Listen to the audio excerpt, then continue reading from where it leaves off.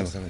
وسهلا. في البداية لو قلنا أستاذ جمال، الاتحاد الإقليمي لمراكز الشباب وأهمية هذا الاتحاد في هذه الفترة مع الأنشطة اللي بدأت تظهر في مراكز الشباب على مستوى الجمهورية والبطولات اللي بدأت تنتشر لمراكز الشباب، وخاصة إن عندنا مركز شباب فيصل ومركز شباب السلام في محافظة السويس حصدوا أكتر من بطولة.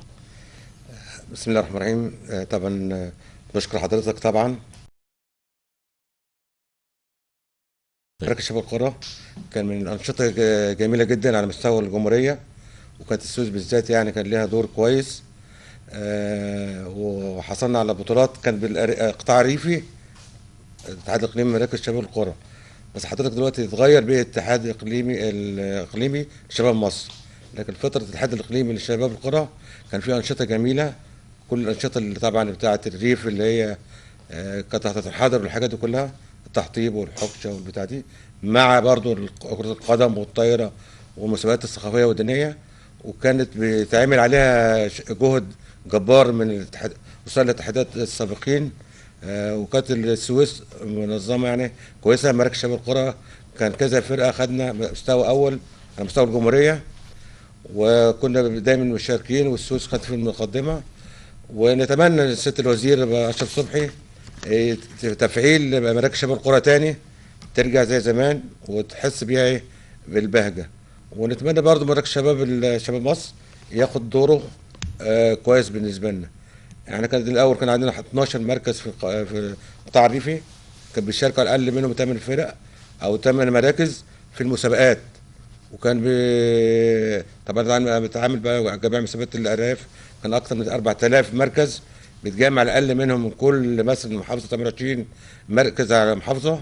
فكانت بتدي المحافظات طبعا كذا بقى نشاط، فبيبقى مثلا بتتجمع على مستوى الجمهوريه كل سنه في كذا محافظه، من جميع المحافظات اشتركنا فيها. فطبعا وكان السويس سباقه، وجميع المحافظات طبعا كان كل واحد بياخد بطوله، او في ناس بتاخد البطوله كلها. وزي ما قلت دلوقتي احنا بالنسبه لمراكز الشباب في الدورات برضو الحمد لله احنا كنا حصلنا على المركز الاول على مستوى السويس السنه اللي فاتت، اللي قبل فاتت، والثالث على الجمهوريه مم. مركز الشباب. طبعا كان بجهد اللاعبين ومجلس الاداره والجهاز الفني، استاذ يحيى طبعا مسؤول النشاط الرياضي، وكان طبعا الجهاز فن جامد يعني بيقدم لنا بطولات. السنه دي برضه ربنا كرمنا، دخلنا درجه، يعني دخلنا الدرجه الرابعه كمركز شباب قريه عامر، مم. خد بالك. ونطمع في المزيد ان احنا نخش الدرجه الثالثه ونوصل لمستوى اعلى كده ان شاء الله، نشرف السويس والرياضه عامه. وبنطالب بقى برضه في حاجات تبقى ناقصانا برضه كمراكز شباب قرى على مستوى السويس. نتمنى برضه من المسؤولين وسياده الوزير الدكتور اشرف الصبحي ان يتمثل ان هي تبقى فيها ملاعب قانوني، خاصة من القطاع الريفي كله او الجناين كلها من 12 مركز، ما فيش غير مركز واحد اللي يعتبر يتعمل فيه ملعب قانوني.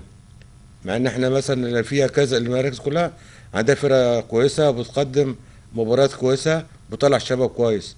فنأمل طبعا ان ربنا يكرمنا عن طريق اعضاء مجلس الشعب والسيد الوزير ان يتم تطوير مراكز الشباب خاصة القطاع الريفي، حتى انت منها نطلع من الشباب يخدم على المحافظة اولا الفريق البلد، وفي نفس الوقت تبقى المراكز دي ممثلة في الدرجة الرابعة والثالثة، خد بالك حضرتك. مم. وطبعا زائد الأنشطة الأخرى اللي عندنا طبعا، في طبعا عندنا أنشطة الكاراتيه، وعندنا أنشطة الكونغ فو، عندنا كذا نشاط تاني ان احنا متميزين فيه.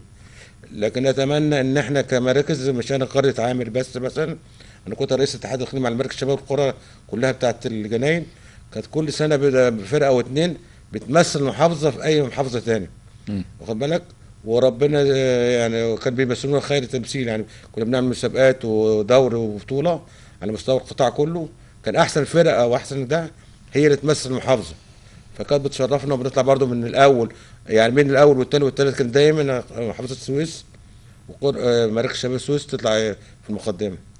فطبعا الشباب دلوقتي بيطالب برضو ان احنا في حاجات عايزين برضه في المراكز، تعرف ان عايزين نزود انشطه عندنا، وفيها مثلا محتاجين صالات انشطه صالات انشطه نعملها. بنطمع برضو ان يبقى في عندنا حمام سباحه، الحاجات دي كلها عشان يفيد شبابنا ونتطور في مراكز الشباب التعريفيه خاصه.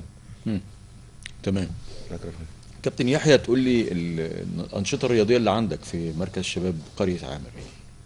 عندنا كرة القدم، وعندنا الكاراتيه والكونغ فو، وعندنا الطايرة، التنس طاولة الترابيزة الصغيرة. الترابيزة. تمام. طيب حضرتك طبعا مسؤول عن النشاط الرياضي كله. تمام. تمام. طب الإقبال بقى من الولاد والفتيات عندكم في قرية عامر على ممارسة النشاط الرياضي داخل مركز الشباب، ايه الأخبار؟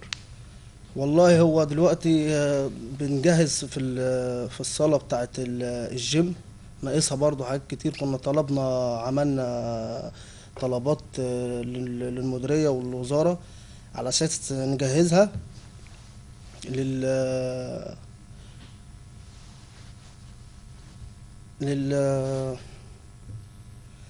نجهزها للشباب وللولاد والبنات طبعا ان هم يجوا والولاد يمارسوا والبنات. الرياضة فيها طبعا. وعندنا في الكاراتيه يعني خدنا بطولة جمهورية، مم. برضو كان فيهم سيدات. تمام.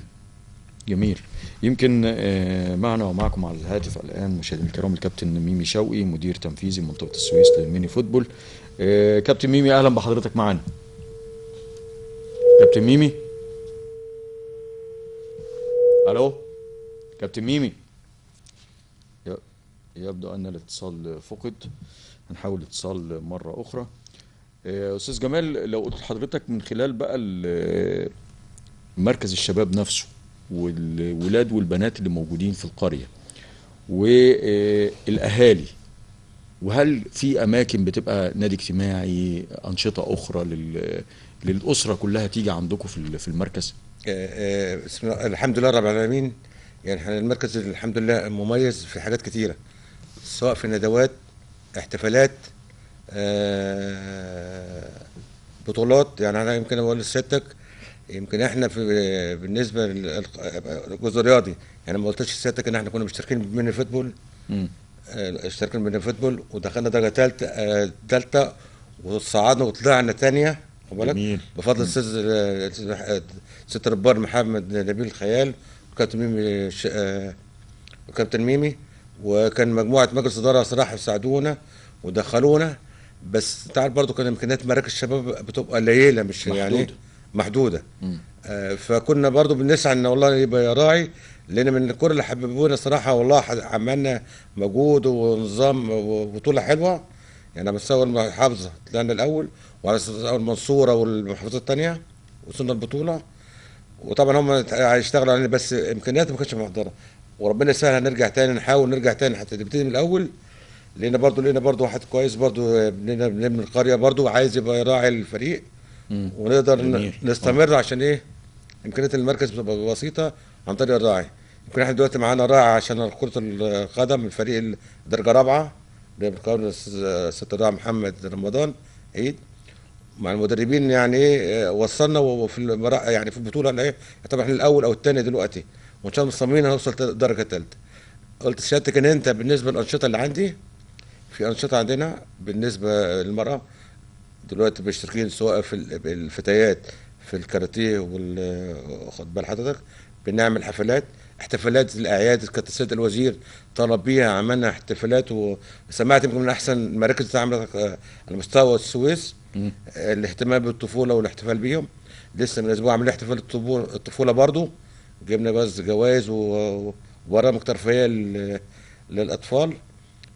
بنشترك بقى برضو مع المعهد الديني مع المدارس، لقاءات بنفرح برضو اولادنا وشبابنا في المكان. جميل. ده كلام يا دكتور يعني ما شاء الله.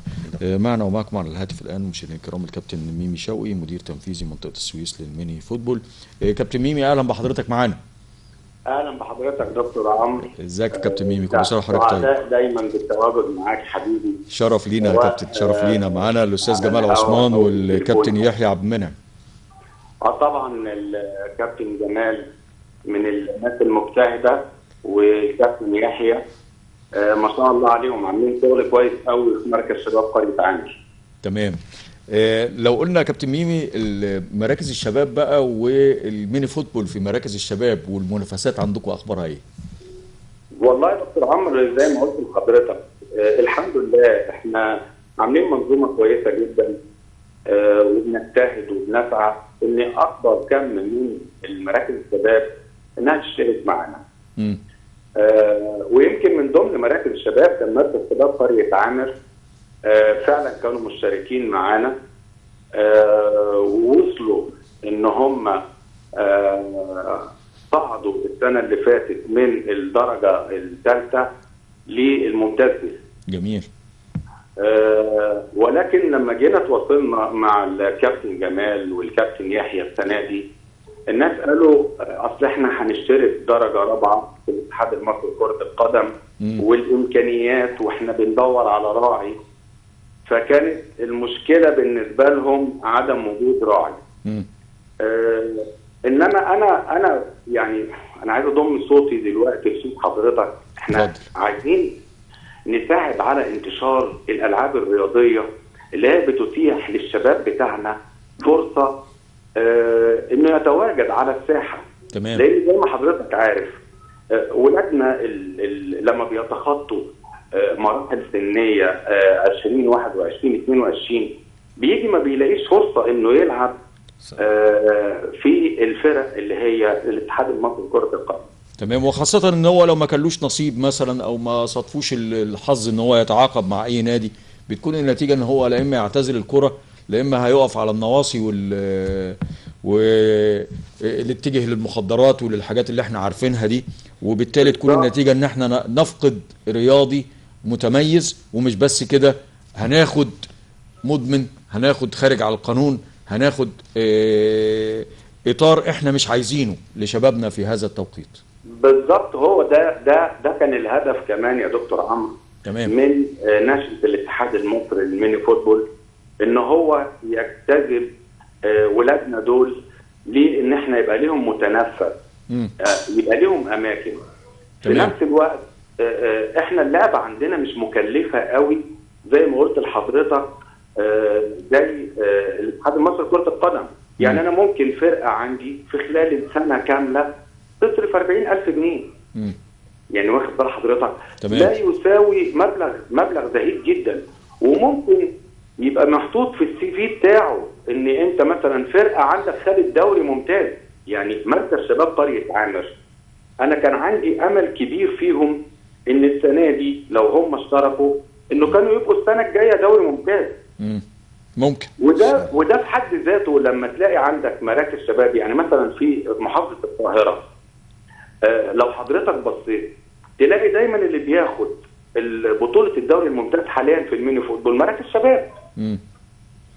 يعني سواء مركز شباب الامل من محافظه القاهره او مركز شباب عمر مصطفى من محافظه الشرقيه، الفرقتين خدوا اول بطولتين دوري ممتاز.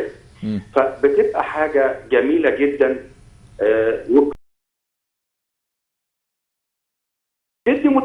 ابني بدل ما يبقى في الشارع هيلاقي مركز شباب بيهتم بيه، هيخش يمارس الرياضه اللي بيحبها. تمام. هيبقى انت اوجدت له باب اخر بانه يسعى ويوصل منه، وممكن من خلال الانديه اللي هو بيلعب فيها يوصل منتخب مصر. يعني المفاجاه دكتور عمرو والله كان عندنا في الاتحاد المصري للميني فوتبول ان 95% من منتخب مصر مراكز شباب. جميل. يعني ده قد ايه، انا بوري لحضرتك قد ايه دور مراكز الشباب قطاع مهم جدا طبعا في ان انت تعمل انتشار للالعاب الرياضيه عموما والميني فوتبول خاصه، وخاصه الميني فوتبول مش مكلفه جدا. يعني الرقم بتاعها محدود طبعا، 40,000 طبعا بيعتبر رقم صغير بالنسبه للانديه، لكن بالنسبه لمركز شباب برضو بيبقى كتير برضو يا كابتن ميمي.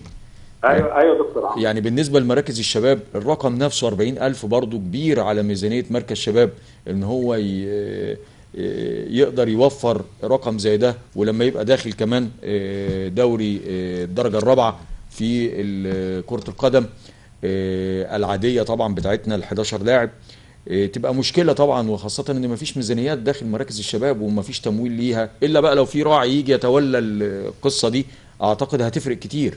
ما هو بص يا دكتور عمرو، اتفضل. انا متفق مع حضرتك في اللي حضرتك بتقوله، انما انا اللي بيحزنني حاجه، منطقه زي منطقه قطاع الجناين على فكره في رجال اعمال كتير جدا ويقدروا يتبنوا بدل الفرقه 10. هو ده الدور بتاع رجال الاعمال المتواجده في هذه المناطق، وخاصه القطاع الريفي بيبقوا قريبين جدا من بعض، وفي تلاحم ما بين الناس هناك. يقدر كل مجلس اداره بعلاقاتك مع الناس دي، يبقى عندك نواب مجلس شعب، مجلس نواب، وعندك ناس رجال اعمال تقدر ان انت تتواصل معاهم، حتى لو هو يدعم لك فرقه من الفرق، ودي تبقى نقطه منك انت كمجلس اداره نادي. انا ما بقولش ان مجلس اداره مركز الشباب يبقى العبء كله عليه، لان زي ما حضرتك قلت ده عبء كبير على مركز الشباب. فالدور الاولاني لازم يتواجد رعاه ترعى هذه المراكز الشباب، عشان يبقى احنا نبعد اولادنا عن البؤر الفساد، ونخلي اولادنا في بيئه محترمه يتربوا تربيه وتنشئه رياضيه صحيه.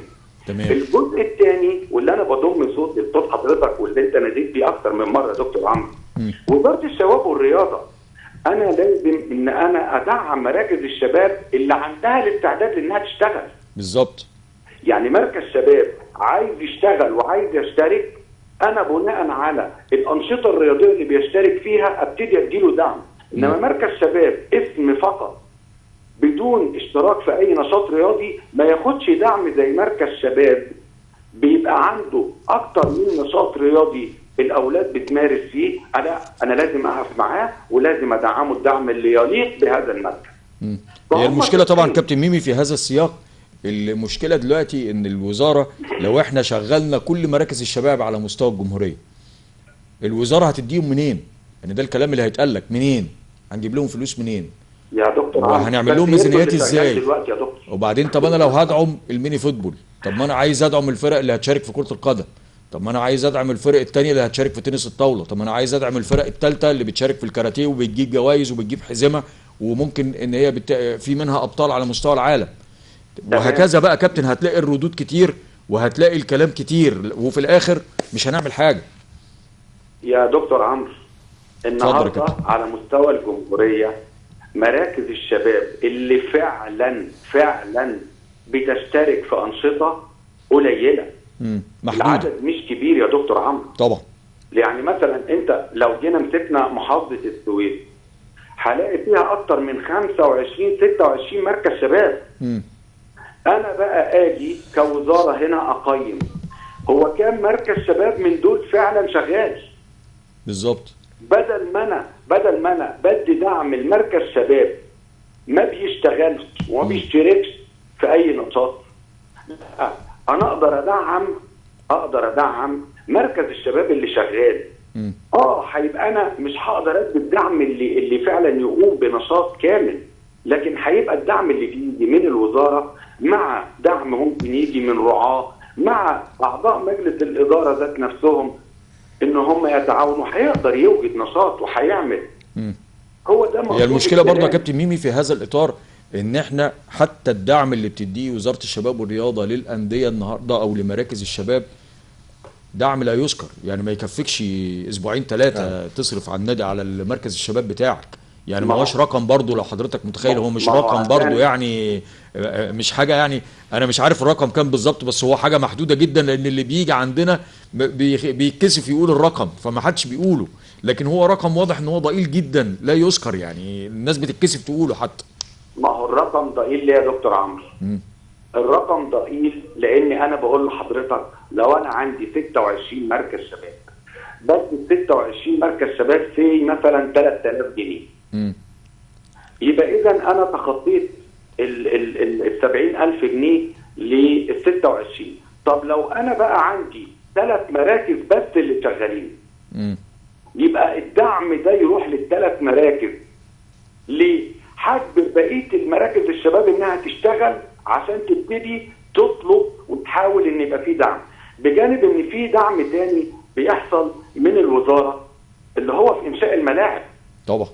يعني انا عايز اقول لحضرتك على حاجه. اتفضل. انا من قيمه اسبوع كنت في القطاع الريفي في قريه الرائد. لقيت بيتعمل ملعب هناك، حاجه احدى قرى محافظه السويس، ملعب محترم جدا معمول. المشكله الملعب اتعمل، لكن مين اللي هيجذب الاولاد اللي هناك دول؟ في ملعب جديد بيتعمل لسه. طب مين اللي هياخد بقى بايد الاولاد الا اذا كان مركز الشباب ده ذات نفسه يبتدي ياخد الاولاد، والاولاد هناك عايزين يبتدوا يشتركوا ويخشوا في منافسات. ووصلت القصه لان عندهم استعداد يدفعوا مقابل شهري نظير انه عايز يلعب. فانا اللي انا بقصده يا دكتور عمرو ايه؟ هو في جزء على الوزاره وفي جزء على رجال الاعمال وجزء على مجلس اداره كل مركز. تمام. نقدر، لان انا كلامي مش ميني فوتبول فقط لا غير، لا انا يهمني الرياضه اللي انا رياضه عموما انها تبقى منتشره، لان ده تعبي وانا بتعب في كده عشان عايز فرق محافظه السويس يبقى في اعلى مكان. لكن انا بتكلم في الرياضه عموما، مراكز الشباب لازم تحتاج دعم، ونمره واحد في الدعم رجال الاعمال اللي متواجدين في كل قطاع. القطاع الريفي فيه رجال اعمال كتير لازم يساهموا ولازم يقفوا جنب اعضاء مجلس الاداره. حتى لو انا وممكن كمان يا كابتن ميمي، يعني من خلال الكلام اللي حضرتك بتقوله يا كابتن، ان احنا ممكن يعني الوزاره مش عايزه تدي فلوس لمراكز الشباب، ماشي يا عم ما تديش فلوس، لكن تعالى خد لي نشاط زي الميني فوتبول مثلا، خد الفريق كوزاره شباب ورياضه، اصرف على الفريق ده طول الموسم بتاعه، تمام، وخليه يحقق بطوله، خليه يبدا يطلع ولاد. واحد بس منهم انا قدرت ان انا احتويه وما يبقاش مدمن مخدرات او يقف في الشارع على الناصيه او يبقى مجرم او يبقى كلام من ده، تكلفته على الدوله توازي التكلفه بتاعت الفريق ده كله واضعافها كمان. بالظبط. لان انا حولته من بني ادم كان ممكن يبقى فاشل وفاسد في المجتمع ويحول لي كام واحد ان هو يبقى فاسد، لا ده انا حولته لعنصر مفيد بيفيد المجتمع، بني ادم سوي ليه نشاط، ليه بيحقق بطولات. من خلال مركز الشباب هيبقى قدوه لكل الشباب اللي موجودين حواليه، كله هيعمل زيه. كل الكلام ده كله بفلوس، بس للاسف فلوس مش همسكها في ايدي، لا فلوس انا بصرفها علشان امنع ولادي، اعمل لهم اعلانات عشان ما يعملوش مخدرات، اجيب لهم واحد زي الكابتن محمد صلاح نجم مصر ونجم الكرة على مستوى العالم كله، تمام، يقول لهم لا للمخدرات. طب ما انا اقدر انا الم الناس دي كلها بمراكز الشباب بتاعتي اللي منتشره في كل قريه وفي كل نجم، والعبوا يا سيدي ميني فوتبول، مش هتكلفكم حاجه، رقم محدود، مبلغ محدود، العبوا تنس طاوله، العبوا كاراتيه، العبوا اي حاجه، تنس ارضي، اي حاجه في الدنيا ممكن تتلعب، العبوا شطرنج. مراكز الشباب موجوده والمكان موجود ومكان نظيف وفيه اشراف. واللي بتقوله يا دكتور عمرو مظبوط. اتفضل يا كابتن. وحتى لحضرتك مثل قريب مش بعيد، مركز شباب عمر مصطفى، انا كنت حاضر المباراه النهائيه بتاعتهم. قد ايه شفت الاهتمام من نواب مجلس النواب الخاصين بمحافظه الشرقيه، متواجدين في المباراه النهائيه، متواجد معاهم راعي بيرعى هذا المركز، الفريق وصلوا انه ياخد بطوله. ما شاء الله، حلو. مش انه بيشارك بس، لا ده انا وصلت لمرحله ان انا خدت بطوله.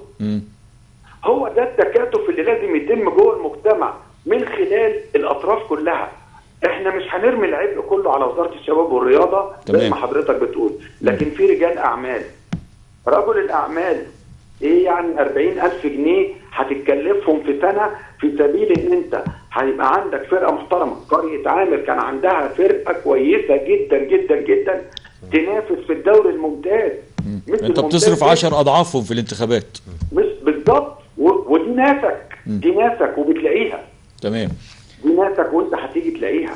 الكابتن ميمي ويا شوقي رب المدير دايما التنفيذي موفقين. لمنطقة يعني أنا السويس للميني فوتبول، سعدنا وتشرفنا بحضرتك معانا يا كابتن، ومزيد من التوفيق للميني فوتبول ان شاء الله. وما زلنا عند وعدنا مع حضرتك ان احنا في انتظار رئيس مجلس إدارة الاتحاد المصري للميني فوتبول. انا اتصلت بيه، تمام. والراجل بيأكد ان هو هيتواجد، ان شاء بس الله. احتمال يسافر تونس. تمام. فانا مستني اعرف السفريه بتاعته امتى عشان اظبط معاك يا دكتور واحنا في عمرو. انتظاركم ان شاء الله. وان شاء الله تبقى حلقه مميزه. وسلامي طبعا للكابتن يحيى والاستاذ جمال، ومع وان شاء الله حضرتك حلقه موفقه كده باذن إن شاء الله. الله. عامل مجهود متشكر جامد. ليك جدا يا دكتور ان عمرو. شاء الله. متشكرين جدا للكابتن ميمي شوقي مدير تنفيذي منطقة السويس للميني فوتبول، سعدنا وتشرفنا بحضرتك معانا. شكرا. شكرا يا فندم. مشاهدينا الكرام، فاصل قصير ونعود لحضراتكم مرة أخرى.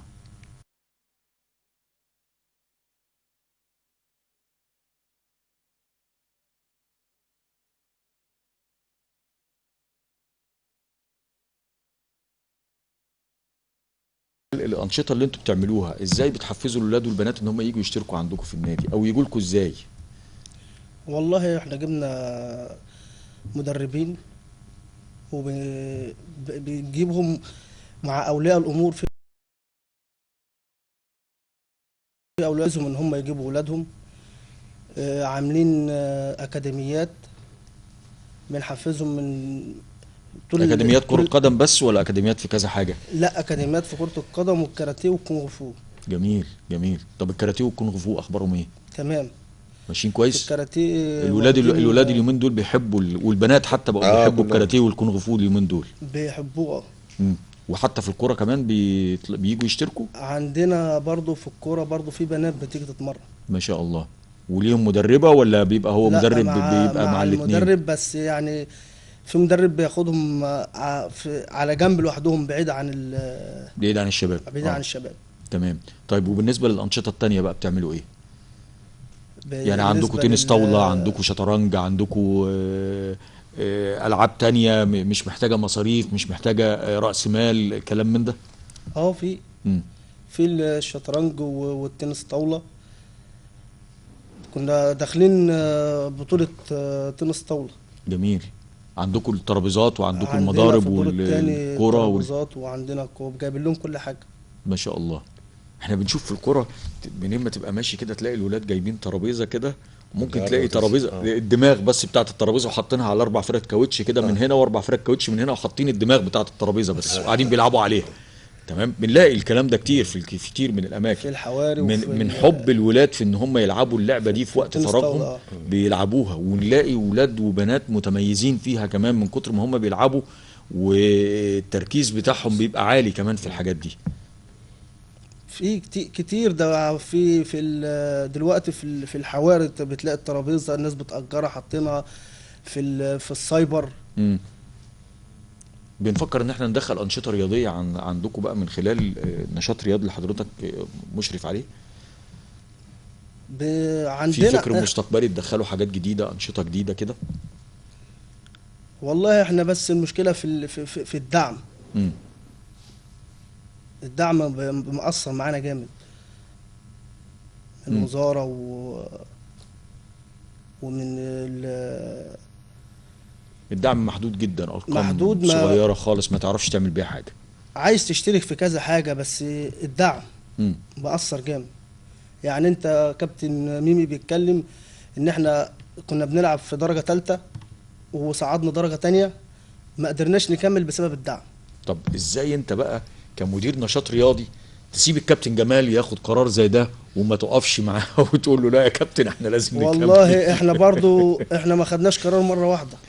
ما اكيد طبعا المجلس كله طبعا. لا انا قصدي يعني انا بضحك يعني بس مش اكتر من كده ورجعنا يعني. وكنا هنكمل بس برضو في تأثير هيبقى. في تأثير. يعني الماتش، هو المشكله في ان الماتش اللي بتروح تلعبه بره بيكلفك جامد. بيكلفني جامد. يعني انا السنه اللي فاتت رحت لعبت ماتشين في المنصوره، الماتش ممكن يكلفني 4000 جنيه. طب ممكن تقول لي كده كمدير بقى للنشاط الرياضي بالارقام، تكلفه مباراه ليك انتقالك من السويس للمنصوره لغايه المباراه ما خلصت وفريقك رجع تاني مركز شباب قريه عامر، المباراه دي تكلفك قد ايه؟ قول لي كده 1 2 3 عشان لو في حد من المسؤولين بيتابعنا دلوقتي يبقى ايه ملم بالتكلفه، ان التكلفه برضو مش رقم كبير بالنسبه للفريق كره قدم في الميني فوتبول مقارنه بالفريق الثاني ال 25 لاعب اللي هيلعب منهم 11 بس لازم يسافروا كلهم عشان الاحتياطي وعشان دكه البدلاء ولازم المدير الفني ولازم الجهاز الفني ولازم ما اعرفش ايه. طلعنا 30 35 واحد في كل سفريه. احنا بنطلع في كل سفريه عدد محدود جدا تمام بالمدير الفني بتاعهم بالكلام ده، يعني برضو مش هتتكلف كتير الارقام بتاعتنا. ادينا فكره عنها كده يا كابتن. انت اول هم بتاخد عايز اتوبيس بيطلع بيك. اتوبيس ممكن يكلفك من 3 ل 4000. تمام، ده بالاسعار القديمه مش بتاعه النهارده. ده لسه مش الاسعار النهارده. اه بتطلع مثلا من الساعة 10 الصبح عشان تروح تلحق ماتش الساعة 2 أو الساعة 3 في المنصورة. امم طبعا بتطلع مهدودين طبعا طول السكه. لعيب عايزة تفطر، امم عايزة مشاريب. بتخلص ماتشك على قروب المغرب. دخلت في وجبة تاني، اللاعيبة عايزة غدا. امم اساسي. يعني انت كده في تكلفه لعيبة- اللعيب الواحد لو حسبناها كده ادي 3000 جنيه او 4000 جنيه، خلينا نقول 5 بالاسعار الجديده اللي موجوده النهارده. تمام. ادي 5000 جنيه انتقالات رايح جاي. معاك لعيبة. تمام. غدا هيكلفوا قد ايه فطار وغدا؟ قول مثلا اقل وجبه غدا هتعمل لها بتاع 70 75 جنيه. دي اقل حاجه. اقل حاجه. النهارده هتعمل لها 100. النهارده هتعمل لها 100. هم كام واحد؟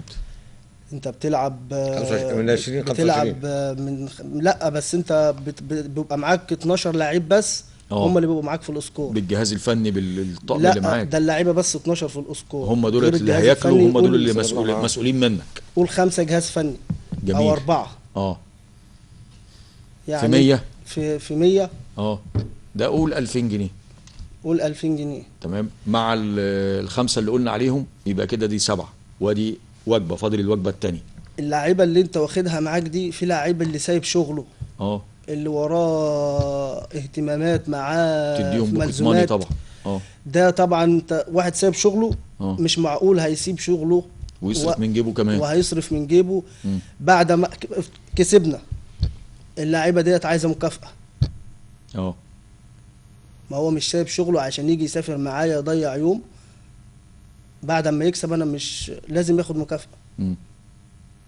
فانت دخلت في قصة تانية. يعني يبقى الرقم في رينج كام كده بالكلام اللي احنا بنتكلم في تكلفة مباراة واحدة؟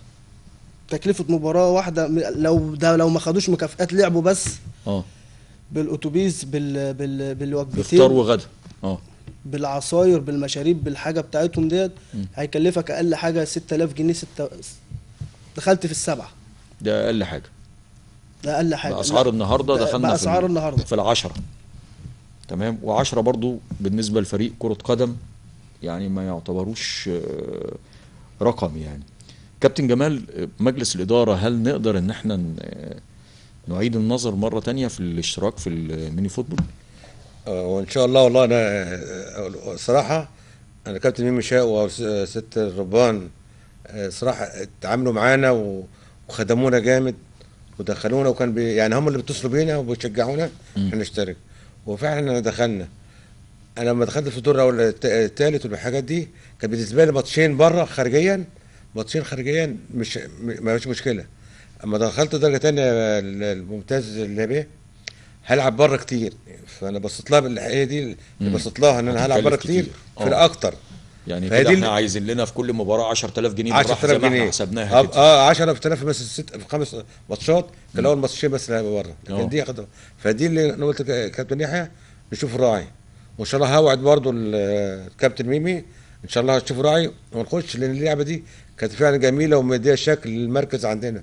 وكان عندنا ملعب تخصص، الملعب نفسه اللي هو عندنا ملعب من فوتبول يعني قانوني يعني جميل. الحمد لله يعني مش محتاج يعني عندك الملعب جاهز. فكان مدينا الشكل حلو، ونستضيف فيه ناس بقى على مستوى الجمهوريه مثلا كان بيجوا يتدربوا عندنا ويلعبوا، ورئيس اتحاد الدكتور سمير شرفنا برضه فيه بتلعب عندنا. الدكتور سمير شرفنا فيه. فهي دي بس لكن ربنا سهل. وبرضه كان في النسبه مش كان ماتشين، انا كان اللعيب اللي عندي في الميني فوتبول الراعي ما كان بيدي فلوس للناس اللي هي بتاعه الفرقه اما بديش هناك، فهم برضو كانوا بيزعلوا. اشمعنى بتدي هناك فلوس وبتدي ترنجات ما او ما بتديش تديش انا دول. ايه؟ اه. يعني تعمل حته في المعنى. فطبعا هعمل حزيه بين الفرقتين. فقلت لا، انا هجيب راعي ان شاء الله ونخش، لان كره الميني فوتبول فعلا ما بتكلفش كتير، هي بس ايه اذا كان المواصلات والاكل، لكن شيقه وجميله. وتلاقي في حكام بتنافس، تلاقي الاتحادات بتقابلك سواء انت في الخارج او في بلدك، تلاقي مجلس اداره دايما للاتحاد الميني فوتبول بيبقى موجود، بعكس يمكن الاتحاد المصري لكرة المنطقه. القدم. والله يعني الواحد يتعامل مع دول ودول. يعني مش في السويس لما كان بره برضه الاتحاد بتاع اللعبه كان بيبقى متواجد. فنتمنى ان شاء الله ربنا يسهل بعلاقاتنا ان شاء الله، نقدر نوفر راعي ونشترك ان شاء الله، عشان ما يبقاش اعتماد على المركز يعني. وبرضه هنسعى سواء عن طريق السيد الوزير المحافظ وعضو مجلس الشعب، نقدر نعمل مشاريع تدخل دعم للمركز، سواء محلات او سواء. نتمنى طبعا دي تعمل نتمنى شغل جامد. عشان يبقى في دعم للمركز، غير برضه مش هنتكل برضه على حد دعم، بس اهل قريتنا يعني. الراعي اللي عندي دلوقتي الاستاذ محمد رمضان من اهل القريه، هو القايم وبيدي مكافآت لعيبه بتكسب يعني وجاب لهم اللبس يعني، وراجل ما بتاخرش عليهم. وطبعا العيال برضه الشباب بتشرفنا واللعب بتشرفنا. طبعا ده جهد برضه للجهاز الفني، والكابتن يحيى مسؤول نشاط ومديريه المركز. ففي توليفه احنا كلنا مع بعض. يعني انا من نوع انا ما باخدش قرار لوحدي، دايما يعني الكابتن يحيى لما قال لي عايزين نخش اول حاجه نجيب مدرب عشان المركز، قلت له طب اللي انت عايز تشوف المدرب اللي عاجبك هاته. فجاب لنا مدرب اللي كان مصطفى عنبه، خد لنا بطوله، اخذ البطوله الاول السويس. لما اجي قال لي عايز اخش برضه الميني فوتبول، قلت له خلاص حضر.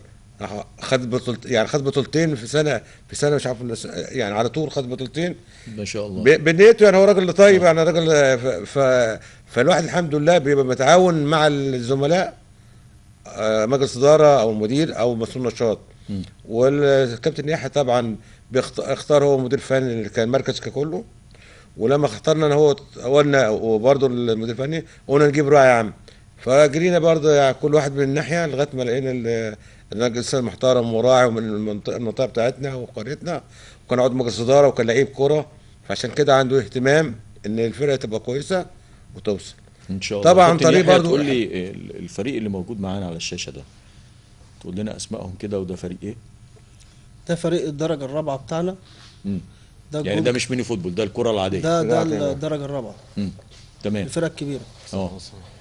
ده الجون كابتن اسلام، اللي جنبه اشرف مارادونا، تريكا، شعبان، كابتن فنجري اللي هو وقوفا بقى في الخلف ورا. شعبان، فنجري، رشاد، منص، شيعو، حسام منصور، كابتن تونة اللي هو جنب اسلام. جميل. ده كده الفريق الاساسي. ده الفريق القسم الاحتياطي بتاعهم بقى، والناس اللي موجوده بقيه الجهاز الفني. في معانا الجهاز الفني. قول لنا اسمائهم كده نعرفهم بمشاهدينا ومتابعينا يعني. كابتن مصطفى عنبه، وكابتن سيد غريب، ومعانا كابتن عظيمه مدرب حراس، ومعانا لاعيبه بره. مع كابتن اشرف رجب ومعانا كابتن اشرف رجب، ده تبع مشرف النشاط. ومعانا يحيى كعب ودكتور ناصر، الدكتور الطبيب المعالج بتاع الفريق. استاذ امل واستاذه امل معانا برضو الاداريه. ومعانا بقيه الفريق بره، في كابتن، في لاعيبه ساسو بقيتهم اهو. برضو ممكن تقولهم لنا برضو، لو ممكن لو عارف الاسماء يبقى جميل. اول واحد نصر عبد الله، في نصر عبد الله دوت الطبيب. وفي جنبه اللي لابس بنفسجي.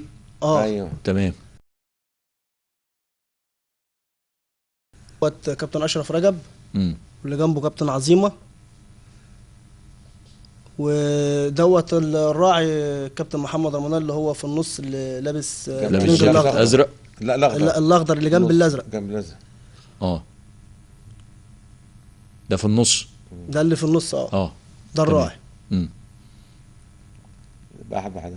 ومعانا ابو شعر طويل ده كابتن بحبح، مم.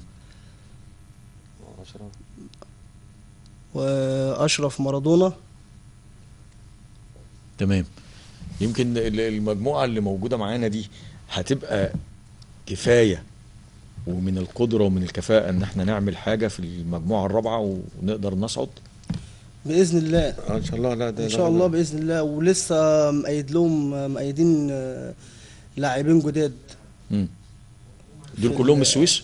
كلهم من السويس. طبعا مفيش حد من بره؟ لا لا لا مفيش حد من بره. اه. وكلهم من المنطقة بتاعت قرية عامر؟ كلهم لا لا لا من من ناين السويس كلها. يعني من السويس. في من السويس. هم بيجوا لكم ولا انتوا بتدوروا لا عليهم؟ احنا بندور. الناس دي فيهم ناس كتير لعبه. اه. كانوا اللي كان بيلعب في النوبه، واللي كان بيلعب في السويس ناشئين. وبعد ما صعد جه خدنا احنا. مم. معانا على الشاشة طبعا بعض نتائج المباريات.